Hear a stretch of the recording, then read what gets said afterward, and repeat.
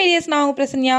இந்திய வரலாற்றில் மிக முக்கியமான பெண் அரசியல்வாதி யார் என்று கேட்டால் ஒரு பெயர் நிச்சயம் நினைவுக்கு வரும். அதுதான் இந்திரா காந்தி.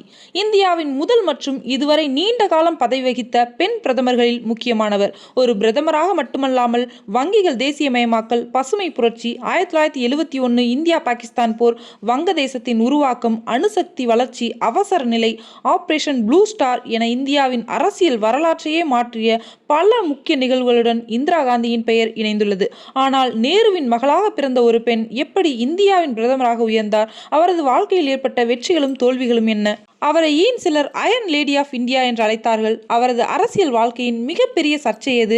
இந்த வீடியோல இந்திரா காந்தியின் வாழ்க்கையை பிறப்பு முதல் இறப்பு வரை முழுமையா தெரிஞ்சுக்கலாம் வாங்க. இவர் 1917 நவம்பர் 19 அன்று அலகாபாத்தில் பிறந்தார். முழு பேரு இந்திரா பிரியதர்ஷினி நேரு. தந்தை ஜவஹர்லால் நேரு, தாய் கமலா நேரு. நேரு குடும்பம் இந்திய சுதந்திர போராட்டத்தில் மிக முக்கியமான குடும்பமாக இருந்தது. சிறு வயதிலிருந்தே அரசியல் சூழலில் வளர்ந்தார். மகாத்மா காந்தி உள்ளிட்ட பல தேசிய தலைவர்களை அவர் சிறு வயதிலேயே சந்தித்தார். இதனால் இந்திய சுதந்திர போராட்டத்தின் தாக்கம் அவரது மனதில் ஆழமாக பதிந்தது. சுதந்திர போராட்டத்தின் போது தகவல்களை எடுத்துச் செல்வது போன்ற பணிகளில் குழந்தைகள் ஈடுபட்டதாக வரலாற்று செய்திகள் கூறுகின்றன. அந்த வாய்ப்பு இந்திராவுக்கும் கிடைத்தது. இதன் மூலம் அரசியல் மற்றும் இயக்க பணிகளில் சிறு வயதிலேயே அனுபவம் கிடைத்தது. இந்திரா தன் கல்வியை இந்தியாவில் சாந்தி நிகேதனின் ரவீந்திரநாத் தாகூரின் கல்வி நிறுவனத்திலும், பின் வெளிநாட்டில் இங்கிலாந்து யூனிவர்சிட்டி ஆஃப் ஆக்ஸ்போர்ட், சோமர்வில்லி காலேஜிலும் படித்தார். 1942 ஃபெரோஸ் காந்தியை திருமணம் செய்து கொண்டார். இருவருக்கும் 2 மகன்கள் பிறந்தனர், ராஜீவ் காந்தி மற்றும் சஞ்சீவ் காந்தி. இங்க ஒரு முக்கியமான விஷயம், ஃபெரோஸ் காந்தி மகாத்மா காந்தியோட உறவினர் இல்ல. காந்தி என்ற குடும்ப பெயர் வரதால நிறைய பேருக்கு இதுல குழப்பம் இருக்கு. ஃபெரோஸ் காந்தி ஒரு நாடாளுமன்ற உறுப்பினராகவும் பத்திரிகையாளராகவும் பணியாற்றினார். இந்திரா காந்தியின் அரசியல் வளர்ச்சியில் தந்தை நேருவின் தாக்கம் மிகப்பெரியது.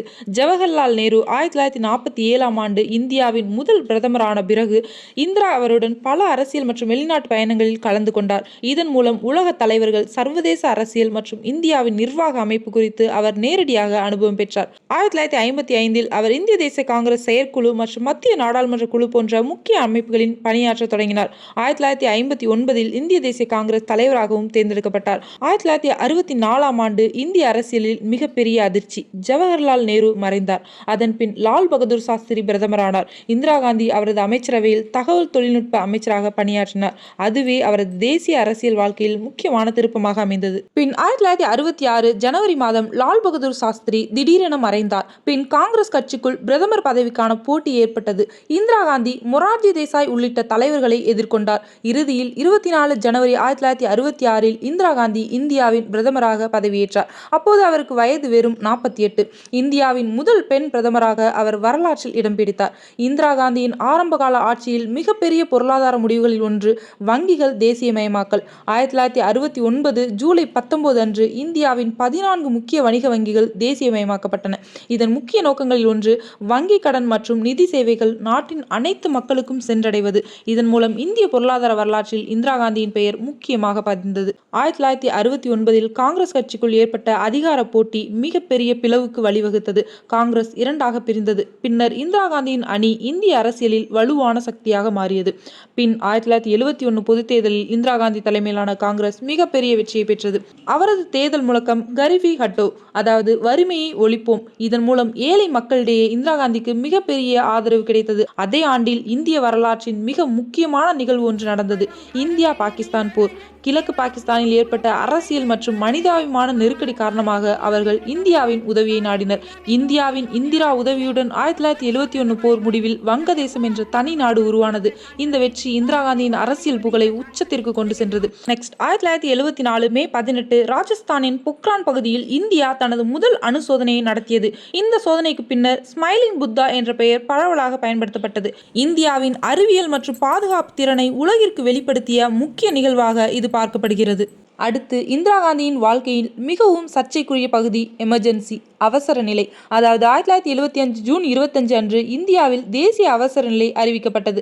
அரசியலமைப்பின் ஆர்டிகல் 352 கீழ் இந்த நடவடிக்கை எடுக்கப்பட்டது. அந்த காலகட்டத்தில் அரசியல் எதிர்ப்புகள் கட்டுப்படுத்தப்பட்டன. பல எதிர்க்கட்சி தலைவர்கள் கைது செய்யப்பட்டனர். பத்திரிகை சுதந்திரம் மீது கட்டுப்பாடுகள் விதிக்கப்பட்டன. அரசியல் உரிமைகள் கடுமையாக பாதிக்கப்பட்டதாக விமர்சனங்கள் எழுந்தன. அவசர நிலை 1975 முதல் 1977 வரை நீடித்தது. இந்த காலம் இந்திய ஜனநாயக வரலாற்றில் மிகவும் அதிகமாக விவாதிக்கப்படும் காலகட்டங்களில் ஒன்றாகும். அதன் பின் 1977ஆம் ஆண்டு பொதுத் தேர்தலில் இந்திரா காந்தி சந்தித்தார். ஆனால் அவரது தலைமையிலான காங்கிரஸ் மிகப்பெரிய தோல்வியை சந்தித்தது. ஜனதா கட்சி ஆட்சிக்கு வந்தது. மொரார்ஜி தேசாய் பிரதமரானார். இதன் மூலம் இந்திரா காந்தி எதிர்க்கட்சியில் அமர வேண்டிய நிலை ஏற்பட்டது. ஆனால் அரசியலில் அவரது பயணம் இங்கே முடியவில்லை. 1977 தோல்விக்கு பிறகு இந்திரா காந்தி மீண்டும் அரசியல் ஆதரவை பெற்றார். 1980 பொதுத் தேர்தலில் அவரது தலைமையிலான காங்கிரஸ் வெற்றி பெற்றது. இதன் மூலம் இந்திரா காந்தி மீண்டும் இந்தியாவின் பிரதமரானார். இது அவரது அரசியல் வாழ்க்கையின் மிகப்பெரிய கம்பேக்களில் ஒன்றாக பார்க்கப்படுகிறது. 1980களின் தொடக்கத்தில் பஞ்சாபில் அரசியல் மற்றும் வன்முறை சார்ந்த பதற்றம் அதிகரித்தது. 1984ஆம் ஆண்டு ஜூன் மாதம் அமிர்தசரஸில் உள்ள கோல்டன் டெம்பிள் வளாகத்தில் இருந்த ஆயுதம் ஏந்திய பிரிவினைவாதிகளை அகற்ற இந்திய ராணுவம் நடவடிக்கை மேற்கொண்டது. இந்த நடவடிக்கை ஆபரேஷன் ப்ளூ ஸ்டார் என்று அழைக்கப்படுகிறது. இந்த நடவடிக்கை மிகவும் சர்ச்சைக்குரியதாக அமைந்தது. மேலும் இது இந்திய அரசியலில் மிகப்பெரிய தாக்கத்தை ஏற்படுத்தியது. பின் 1984ஆம் ஆண்டு அக்டோபர் 31 இந்திரா காந்தி தனது இல்லத்திலிருந்து வெளியே சென்று கொண்டிருந்த போது அவரது பாதுகாப்பு பணியில் இருந்த இருவர் அவரை தாக்கினர். அவர் மருத்துவமனைக்கு கொண்டு செல்லப்பட்டார். ஆனால் உயிரிழந்தார். அப்போது அவருக்கு வயது 66. அவரது மரணம் இந்தியாவையே அதிர்ச்சிக்குள்ளாக்கியது. அவரை தொடர்ந்து அவரது மகன் ராஜீவ் காந்தி இந்தியாவின் பிரதமரானார். இந்திரா காந்தியின் வாழ்க்கை ஒரு சாதாரண அரசியல் வாழ்க்கை அல்ல. அது வெற்றிகளும் இருந்த வாழ்க்கை, கடுமையான விமர்சனங்களும் இருந்த வாழ்க்கை, வரலாற்று முடிவுகளும் இருந்த வாழ்க்கை, சர்ச்சைகளும் இருந்த வாழ்க்கை.